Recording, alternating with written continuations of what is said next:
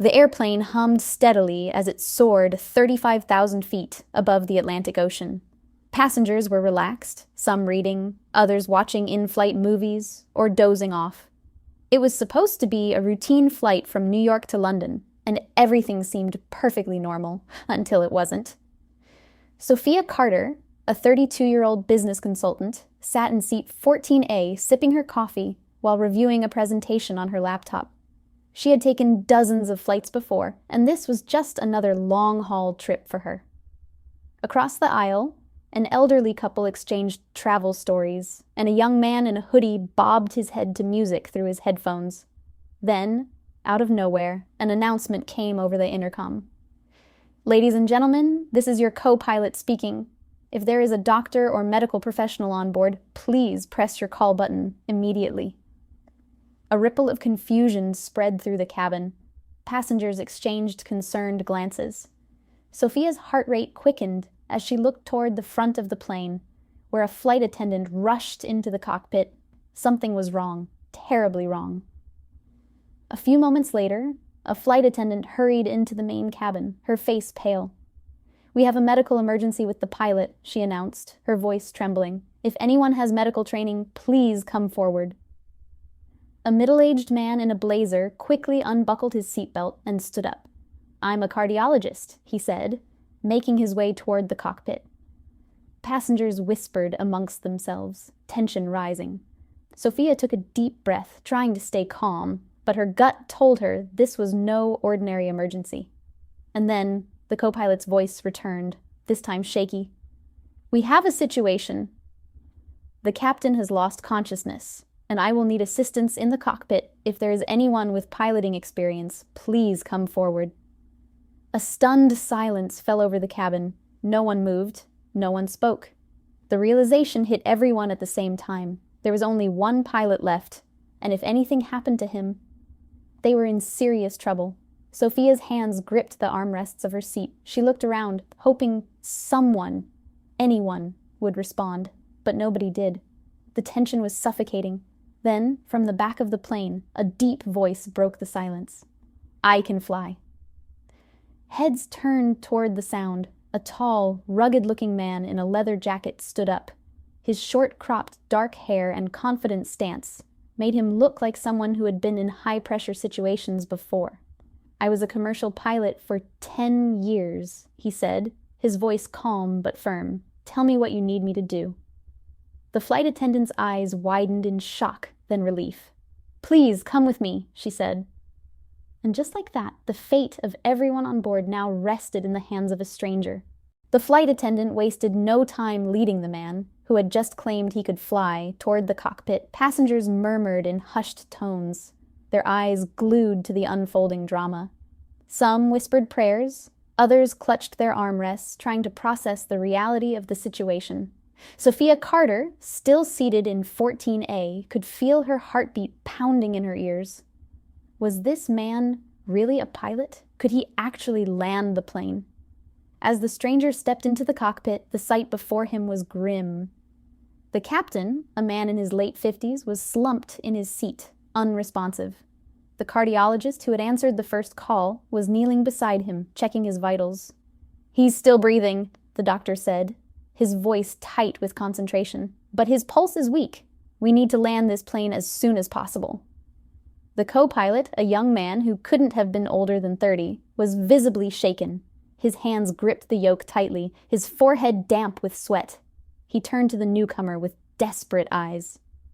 "You really know how to fly?" he asked, his voice laced with both hope and fear. The man nodded, sliding into the captain's seat. "I flew commercial airliners for 10 years before switching to private jets. What's our status?" "We're at 35,000 feet over the Atlantic," the co-pilot replied. "We were en route to London, but with the captain down, I was about to request an emergency landing in Ireland." The man adjusted his headset and quickly scanned the instrument panel. His fingers moved with precision, flipping switches, checking dials, ensuring the aircraft was still stable.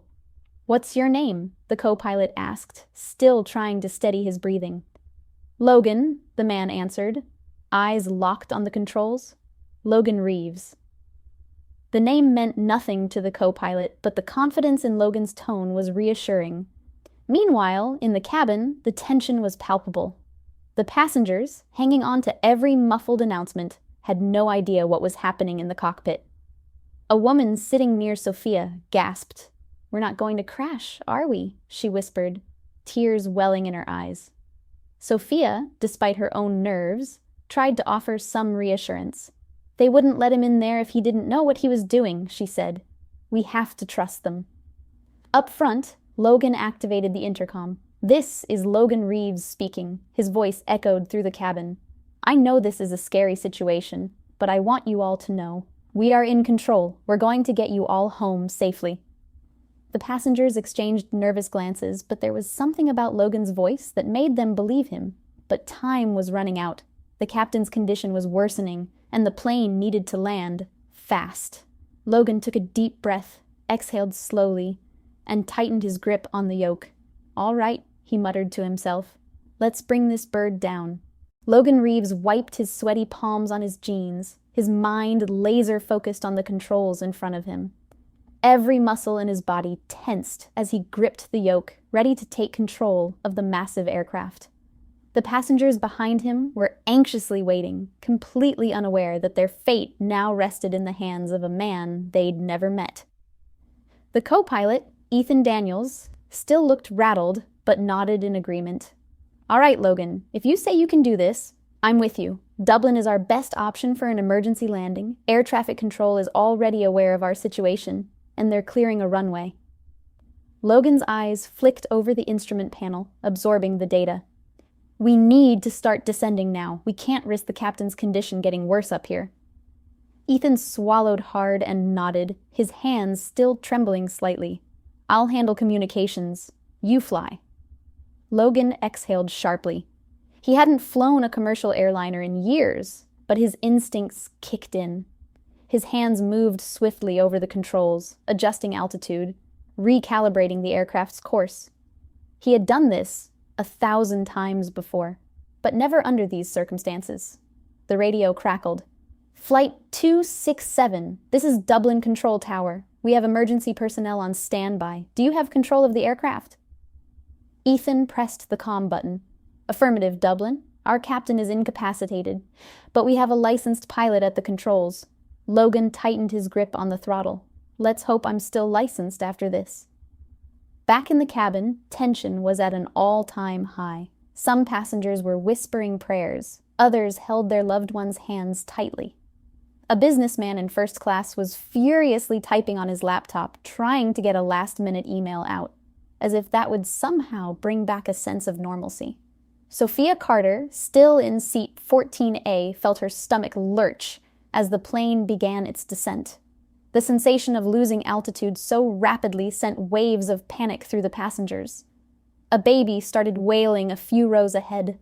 An older man sitting across from Sophia muttered, "This is it. We're done for." Sophia clenched her fists. "Stop saying that. We're going to be fine." The intercom buzzed. Logan's voice filled the cabin, steady and composed. "Ladies and gentlemen, this is Logan Reeves speaking again. We are currently descending toward Dublin Airport for an emergency landing. I need you all to remain calm and trust us up here. We're in control." The words weren't particularly dramatic, but something about the calm authority in Logan's voice reassured the passengers. Even Sophia felt her pulse slow just a little. Then turbulence. A sudden jolt sent gasps through the cabin. Overhead compartments rattled, and a few unsecured items tumbled onto the floor. Back in the cockpit, Ethan cursed. "Damn it.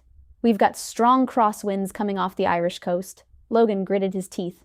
"I see it. I'm compensating." He steadied the plane, making micro-adjustments to counteract the turbulence. The control tower's voice came over the radio again. "Flight 267, you're on final approach. Runway 28 is clear. Emergency crews are in position." Logan exhaled. "Copy that, Dublin. We're coming in." The runway lights gleamed ahead like a beacon in the night. They were almost there, almost safe. But just as Logan thought he had everything under control, an alarm blared through the cockpit. "Warning! Autopilot disengaged." The co-pilot's eyes widened in horror. "What the hell?" The system just shut down. Logan's jaw clenched. Then we're landing this manually. The plane was now completely in his hands. If he made even the slightest mistake, the consequences would be catastrophic. The ground was coming up fast. The passengers braced themselves. This was it. The warning alarms shrieked through the cockpit, but Logan Reeves didn't flinch. His hands were steady on the controls, his mind working at lightning speed. The plane was in full manual mode now. No autopilot, no backup system. It was just him, the machine, and over 200 lives depending on him. Ethan, the co-pilot, swallowed hard. "Logan, we're coming in too fast. We need to slow down." Logan's voice was firm. "I know. Deploying flaps, reducing throttle, keep an eye on altitude." Outside, the runway lights stretched ahead, a shimmering path guiding them to safety. But the crosswinds were relentless, slamming against the fuselage, threatening to tip the plane off course. Logan fought against the turbulence, making split-second adjustments to keep the aircraft steady. "Flight 267, you are clear to land. Winds at 25 knots from the southwest. Fire crews are in position." Logan barely registered the control tower's message. His entire focus was on the descent. In the cabin, passengers gripped their seats, eyes wide with fear. A mother clutched her child against her chest. An elderly man was whispering prayers under his breath. The tension was unbearable. Sophia Carter sat frozen in her seat, heart pounding. The plane rocked violently as they neared the ground. She clenched her fists, whispering to herself, "Come on, come on." In the cockpit, altitude 300 feet. The runway was just seconds away. Logan adjusted the yoke, correcting for the wind shear that threatened to send them off course. Altitude 150 feet. Ethan gritted his teeth. "Too fast, Logan. We need to flare. Now." Logan's hands moved instinctively. He pulled back on the yoke, lifting the nose of the plane slightly to reduce speed. 50 feet. The runway was right there. No turning back. 20 feet. A final gust of wind shoved the plane sideways. Logan reacted instantly, tilting the wings and countering the force. 10 feet. Wheels down. Impact. A massive jolt rattled the aircraft as the wheels slammed onto the tarmac. The tires screeched against the asphalt, the force pressing passengers into their seats. The plane bounced slightly, but Logan held firm. "Reverse thrust! Now!" Logan shouted. Ethan engaged the thrust reversers, and the engines roared as they fought to slow the speeding aircraft. The plane raced down the runway, brakes screaming under the pressure. Seconds felt like hours. The nose wheel finally touched down, and the aircraft began to decelerate rapidly. The end of the runway loomed closer, but the speed was dropping. 100 knots, 80 nudos, 60 knots, 40 knots. Logan gritted his teeth. Come on, come on. 20 knots. The aircraft finally rolled to a complete stop. Silence. For a long, breathless moment, no one moved. No one spoke. Then, all at once, the cabin erupted in cheers. Passengers sobbed, laughed, hugged each other. Applause thundered through the plane. Relief flooded the air like an electric current. Logan let out a deep breath, his heart still hammering. Ethan slumped back in his seat, running a shaky hand through his hair. The radio crackled. "Flight 267. Welcome to Dublin. Emergency crews are on their way." Logan chuckled. "Copy that, Dublin. We're on the ground." Back in the cabin, Sophia wiped away tears she hadn't realized were falling. She wasn't religious, but right now she felt like thanking whoever was watching over them. A flight attendant's voice came over the intercom, still trembling with emotion. "Ladies and gentlemen, welcome to Dublin. We'd like to personally thank our incredible pilots for getting us here safely." Passengers burst into another round of applause, but none louder than the flight crew themselves. As emergency teams boarded the plane to assist the captain and check on passengers, Logan stepped out of the cockpit. He was met with dozens of relieved, tearful faces. A businessman reached out and shook his hand. "You saved us, man." A woman kissed his cheek. "Thank you, thank you, thank you." A little girl, no older than 5, tugged on his sleeve. "Mister, are you a superhero?" Logan smiled down at her. Nah, sweetheart. Just a pilot who remembered how to fly. The aftermath. As the passengers disembarked, news had already spread. The world was watching. A former airline pilot who had once lost everything had just saved a full flight from disaster. Media outlets swarmed the airport. Headlines exploded across the internet. Miracle in the skies. Passenger pilot saves flight 267. Ex-airline captain becomes hero in emergency landing. As Logan finally stepped onto the tarmac, exhausted but victorious, he felt a tap on his shoulder.